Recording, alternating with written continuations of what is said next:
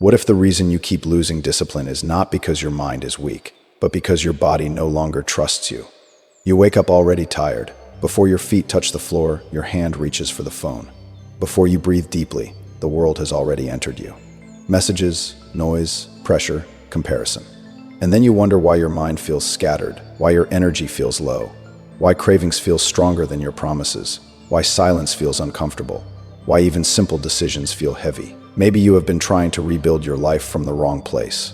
You keep fixing your mindset while ignoring the body that has to carry every thought, every emotion, every regret, every plan.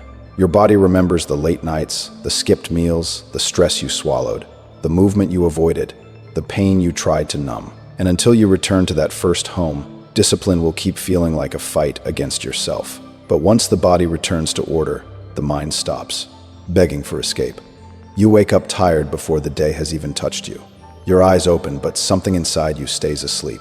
Before your feet meet the floor, your hand is already reaching for the phone. Not because there is something important waiting there, but because the silence feels too honest. A screen is easier to face than your own body in the morning. You scroll for a few minutes, then a few more. Messages, noise, other people's lives, other people's urgency.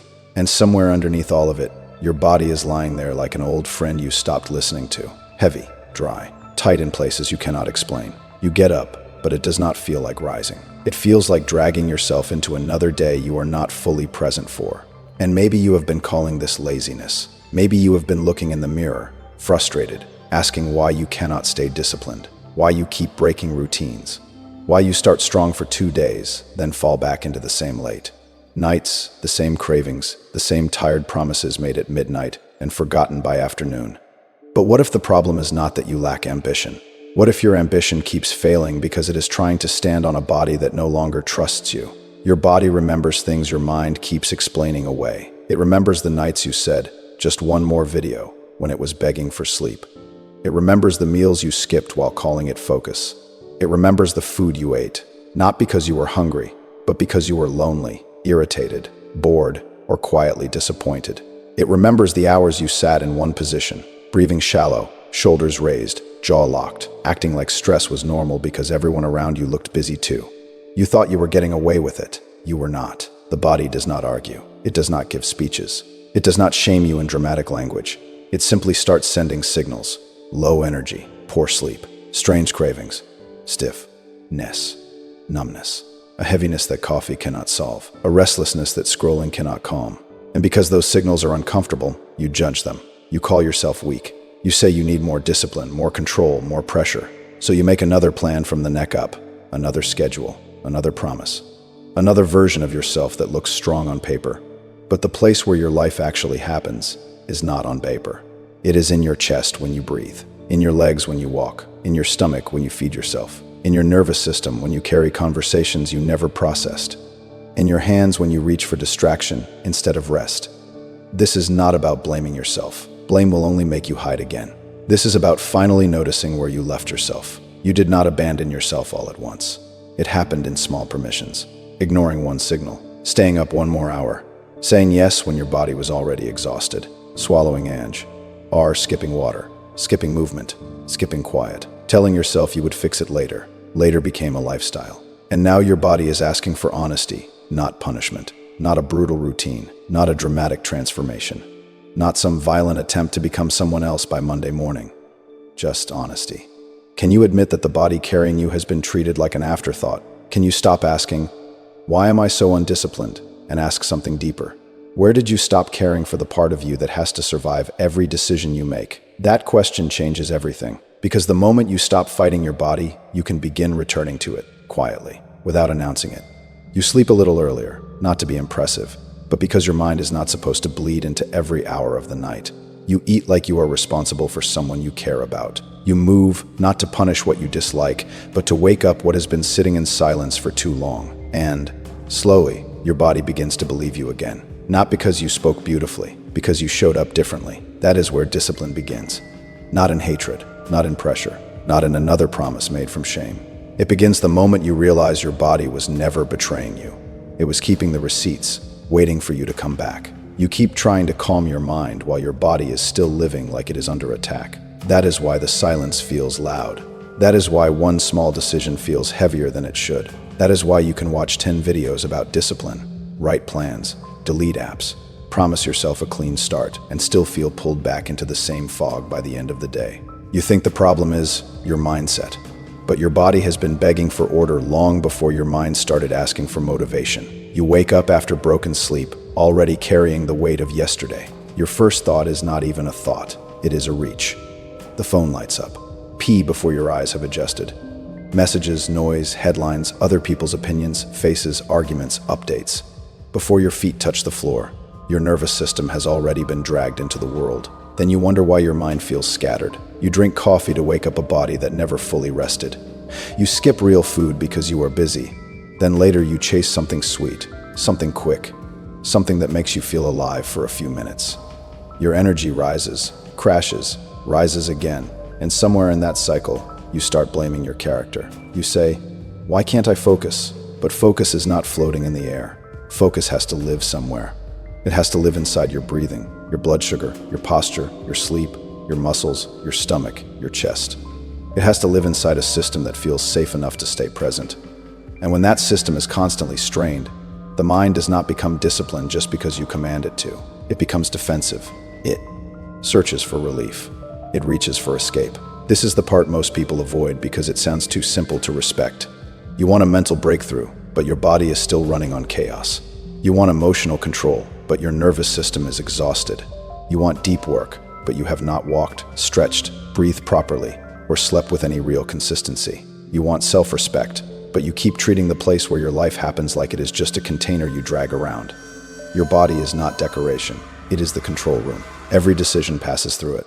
Every urge, every reaction, every moment of patience you wish you had, every angry message you almost send, every apology you over-explain. Every night you sit alone, promising tomorrow will be different while your body quietly knows tomorrow is being built by what you do tonight. This does not mean you are broken. It means you are receiving information. When your body is restless, your mind will invent reasons to be restless. When your body is overstimulated, your thoughts will jump from one fear to another. When your body is drained, even a basic task can feel like a mountain. You can call that weakness if you want, but deep down, you know it is something else. It is neglect asking to be noticed. And the uncomfortable truth is that no amount of mindset can fully save a life that has no rhythm. You cannot keep borrowing energy from caffeine, distraction, pressure, and panic, then act surprised when peace feels impossible. You cannot punish yourself into clarity while ignoring the part of you that needs repair. At some point, you have to stop asking your mind to carry everything alone.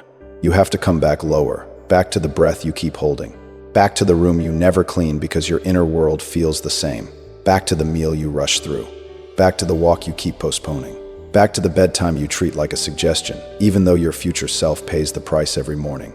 NG. Not as a fitness plan, as an act of order, because discipline is not only forcing yourself to do hard things. Sometimes discipline is removing the chaos that keeps making everything harder than it has to be. It is choosing not to flood your mind before sunrise. It is putting your body in conditions where the mind can finally stop fighting fires. And when you begin there, something changes quietly. You do not become loud about it. You do not need to explain it. You simply start respecting the control room again. You sleep with more intention. You move before numbness becomes your normal. You eat like your decisions matter. You breathe before reacting. You let your body understand that it is no longer being abandoned. Then the mind follows. Not immediately, not perfectly, but it follows. Because the peace you were chasing was never only a thought.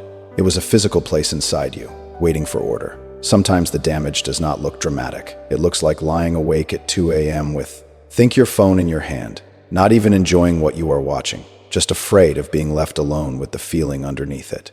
It looks like opening the fridge when you are not hungry, standing there in the kitchen light, searching for something that cannot be eaten. It looks like wearing the same tired clothes, letting your room slowly become a reflection of the storm you keep saying you are fine about. And the hardest part is, somewhere deep down, you are not only tired, you are hurt. You are disappointed. Maybe someone left without explaining themselves. Maybe you gave too much and received silence. Maybe your family expects strength from you, but never asks what it costs. Maybe life did not break you in one clean moment. It just kept pressing, quietly, until you stopped recognizing your own energy. So you began coping in ways nobody could see clearly. You stayed up late because sleep felt like surrender. You ate past fullness because emptiness needed noise. You stopped moving because sadness made stillness feel safe. You ignored your posture, your skin, your breathing, your space, because taking care of yourself felt strange when a part of you still wanted proof that you were in pain. That is the part people do not talk about. Sometimes you do not neglect yourself because you do not care. Sometimes you neglect yourself because you are trying to make the outside match the inside. The messy room, the heavy body, the dull eyes, the slow mornings, the unwashed cup on the table, the messages you do not answer, the routines you keep breaking. They become quiet evidence. A private language your pain speaks when you do not know how to say, "I am not okay." But pain is not asking you to ruin yourself so it can be taken seriously. Pain is already serious. You do not have to prove it by damaging the only body that stayed with you through all of it. And maybe these habits helped you survive once. Maybe the late nights protected you from silence. Maybe the food helped you get through loneliness. Maybe shutting down kept you from begging people to understand what they were never willing to see. You did what you could with the strength you had at the time. But what helped you survive can still become the thing that keeps you trapped. There comes a moment when you have to look at your own life with a kind of honesty that does not insult you. You have to admit that your body has been absorbing blows that belong to heartbreak, rejection, stress, and disappointment. You have been making your sleep pay for someone else's absence. You have been making your stomach carry emotions your mouth never released. You have been making your energy answer for wounds that were never its fault. That realization hurts, but it also opens a door. Because the first act of discipline is not waking up and attacking yourself with a perfect routine. It is refusing to use your body as a trash can for pain. It is catching yourself at night and asking, am I resting, or am I avoiding the moment I have to feel? It is standing in the kitchen and asking, do I need food, or do I need comfort I have not learned how to give myself? It is looking around your room and understanding that cleaning one corner is not small. It is a message. You are telling yourself, I will not abandon the place where I have to live. Not all at once, not loudly, not for applause. You begin with one act of care that does not require you to feel ready. A shower, a walk, a glass of water, a folded shirt, a quiet meal. A night where you let the sadness exist without feeding it more damage. And slowly, the body starts to understand something the mind has been waiting to hear. Your pain may explain what happened to you, but it no longer gets to decide how you treat yourself. The first hour decides more than you think. Not because the morning is magical, not because waking up early makes you superior, but because the moment your eyes open, your nervous system is tinning. It is asking one quiet question before you even know you are answering it. Are we safe today, or are we surrendering again? And most days, you answer without words. You lie there too long, negotiating with a tired mind that will never negotiate fairly. You reach for your phone before your body has even entered the room. You let other people's messages, problems, opinions, and lives flood into you before you have taken one full breath for yourself. Before your feet touch the floor, the day already belongs to everyone else. Then you wonder why you feel behind. You wonder why your chest feels tight, why your thoughts feel scattered, why a simple task feels heavier than it should. But look closely. The day did not begin with choice. It began with reaction.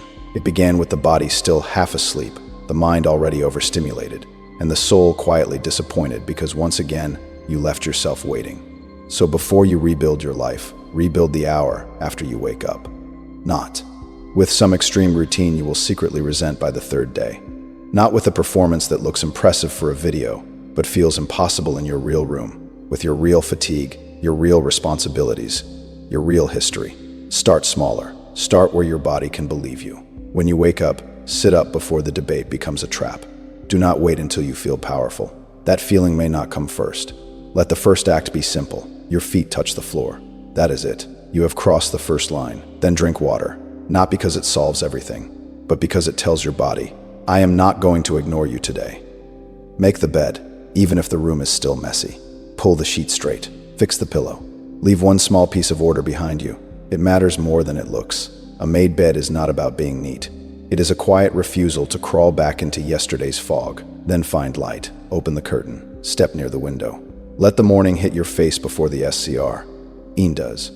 Let the body remember there is a world outside the noise. For a few seconds, do nothing. No checking. No scrolling. No feeding the mind more reasons to feel late. Just light, breath, and the strange discomfort of being present with yourself. That discomfort is where the rebuilding starts. Because at first, silence will not feel peaceful. It may feel empty. It may remind you of everything you have been avoiding: the unread messages, the unfinished work, the person you are trying not to think about, the version of yourself you keep promising to become. But you do not have to solve your whole life in that hour. You only have to prove that the day will not begin in surrender. Move your body before your mood gives permission. Stretch your back, roll your shoulders, walk across the room, step outside for a few minutes if you can.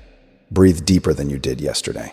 Not dramatically, not perfectly, just enough to remind your nervous system that you are here, inside your own life, not floating outside of it. And delay the phone. That may be the hardest part, because the phone gives you a quick identity. Someone needs you.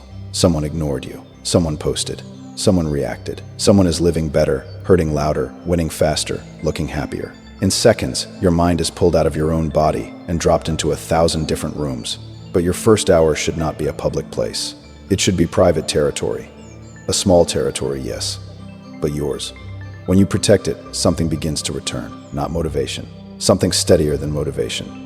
A quiet sense that you can still make agreements with yourself and keep them. You can still create order without announcing it. You can still begin the day with a clean signal instead of panic. This is how discipline comes back. Not as a loud declaration, not as a new personality. It returns through small physical proof: feet on the floor, water in the body, light on the face, breath in the chest, movement before numbness, silence before the world enters. And one morning, you will notice it. The room may look the same. Your problems may still be there. Nothing dramatic may have changed, but you will feel a difference in the way you stand inside the day. You will realize the life you are trying to rebuild was never waiting for one perfect breakthrough. It was waiting for you to stop giving away the first hour. You do not need to hate your body into movement. That is where many people lose themselves. They wait until they feel disgusted enough, angry enough, ashamed enough. Then they call it discipline. They look in the mirror and speak to themselves like an enemy. They turn movement into punishment for the food they ate, the weight they gained, the years they wasted, the person who hurt them, the version of themselves they cannot forgive. And for a while, maybe that anger works. It gets you out the door. It makes you sweat. It makes you prove something. But punishment does not bring you here. Own to yourself. It only teaches your body that care arrives with violence. So eventually, you stop. Not because you are weak, but because no part of you wants to keep returning to a place where you are attacked, even by your own voice. Maybe that is why movement has felt heavy for you. Not because your body refuses change, but because every time you think about moving, you hear judgment before you hear care. You think about how far behind you are, how stiff you feel, how different you used to be, how tired you are before you even begin. And instead of movement feeling like a door, it feels like another courtroom. But your body is not asking to be punished. It is asking to be heard. All those feelings you kept replaying in your mind did not stay only in your thoughts. The disappointment settled in your shoulders. The stress tightened your chest. The anger sat in your jaw. The sadness made your steps smaller. The loneliness made the bed feel safer than the room, safer than the street. So, a further than trying again. You carried it quietly, and your body carried it with you. That is why even a simple walk can feel emotional sometimes. You step outside, and something inside you begins to loosen. Not dramatically. Not like a movie scene where everything changes in one moment. Just a little space between you and the thoughts that have been circling all day. The air touches your face. Your feet meet the ground. Your breathing finds a slower rhythm. And for once, you are not solving your pain. You are letting it move through you. That matters. Because some things cannot be thought away. Some things have to be walked out slowly. Some grief needs motion. Some anger needs distance.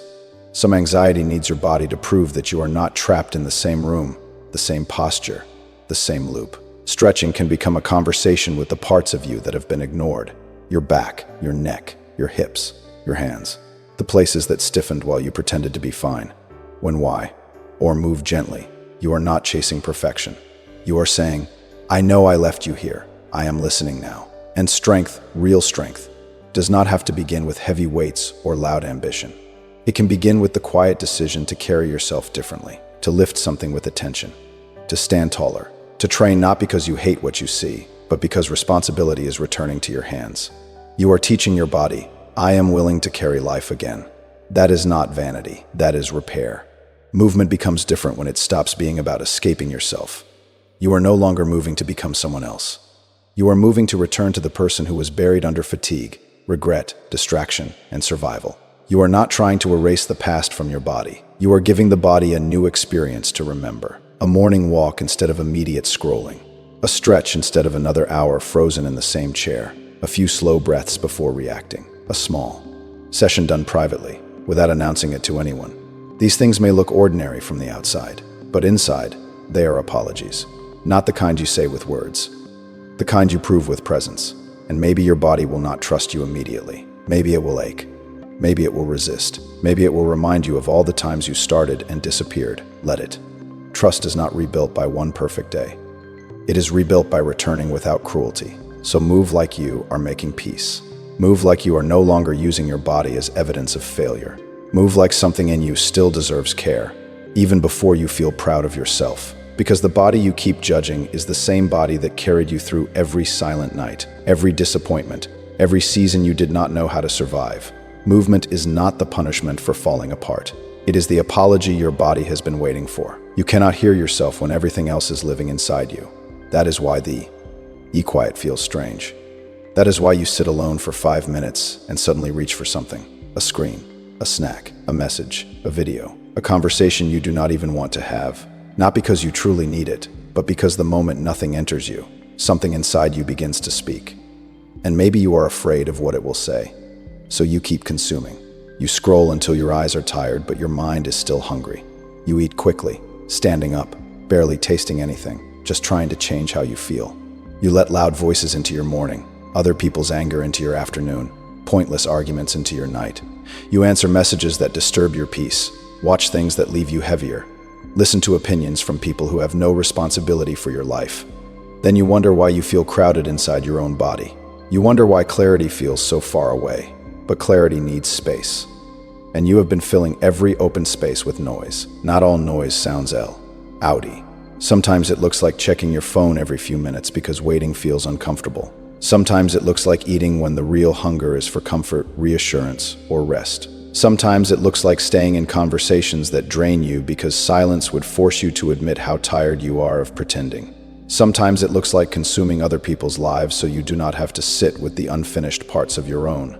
This is not about becoming pure. You do not need a perfect diet, a silent house, a monk-like routine, or a life where nothing messy ever touches you. That is not real. You live in a world that pulls at your attention from every direction, but you do need a gate. Because everything you consume asks for a place inside you. The food you eat becomes energy or fog. The videos you watch become images your mind returns to. The conversations you allow become emotional weather. The rooms you sit in shape your nervous system. The arguments you replay become tension in your chest. The people you keep explaining yourself to become a voice in your head, even when they are not there. You are not just passing time. You are being shaped. And that is the uncomfortable truth. Some of what you call craving is avoidance wearing a familiar face. You are not always hungry. Sometimes you are lonely. You are not always interested. Sometimes you are anxious. You are not always relaxing. Sometimes you are numbing yourself because the day asked too much and you never learned how to come down without escaping. So you reach again. One more bite, one more scroll, one more reaction, one more hour lost to something that does not restore you. And for a moment, it works. The feeling gets covered. The silence backs away. The ache becomes harder to hear, but it does not leave. It waits underneath all the noise. That is why discipline has to become more than control. It has to become protection, not harsh protection, not fear-based protection, the kind that I cannot let everything enter me anymore and still expect to remain clear.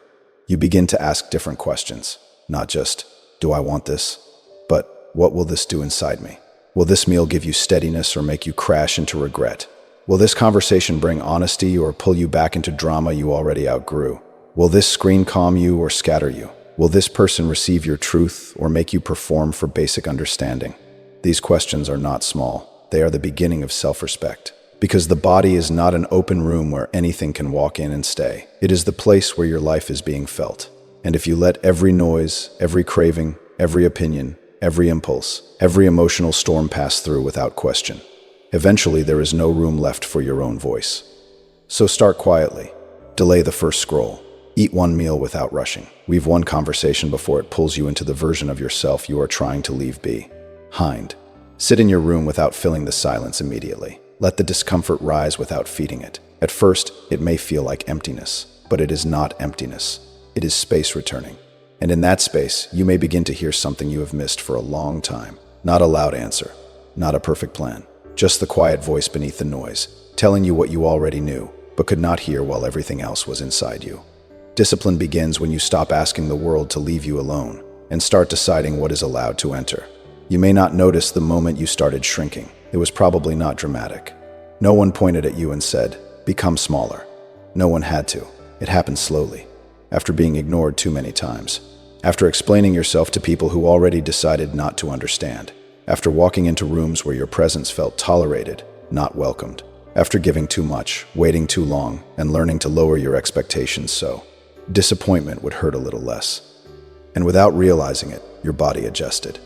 Your shoulders came forward, your chest closed, your eyes dropped before conversations even began. You started speaking softer when something inside you wanted to be clear. You laughed things off that did not feel funny. You moved carefully, like taking up space was something you had to earn. At first, it looked like politeness. Then it became a habit.